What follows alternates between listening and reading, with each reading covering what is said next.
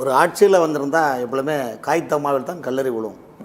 விமர்சனம் மனிதனுக்கு கோயிலுக்கு எதுக்கு போகிறோம், மனிதனுக்கு பிரச்சனை உண்டு இல்லாவிட்டால் கோயிலுக்கு எது அர்ச்சனை.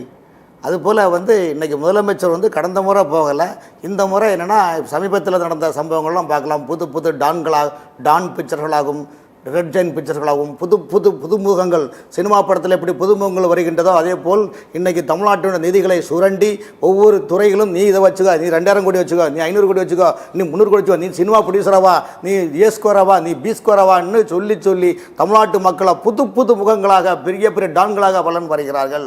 ஆகவே ஐடியில் பல பிரச்சனைகளிலிருந்து தப்பித்துக் கொள்வதற்காக இந்த டெல்லியில் நடந்த கூட்டத்துக்கு போனது மாதிரி ஆச்சு. கிராமத்தில் சொல்லுவாங்க ஆடு மேய்ச்சது போல ஆச்சு, அண்ணன் பொண்ணு பார்த்த போலாச்சுன்னு மதுரை பழமொழி சொல்லுவாங்க. ஆண்டாள் பிரதேச நமக்கு அந்த பழமொழி தெரியும். அதனால் ஆடு மேய்ச்சது போல ஆச்சு, அண்ணனுக்கு பொண்ணு போலாச்சுன்னு ஒரே கல்லை 2 மாங்க அடிக்கிறதுக்காக தான் முதலமைச்சர் அங்கே போயிருக்காங்க.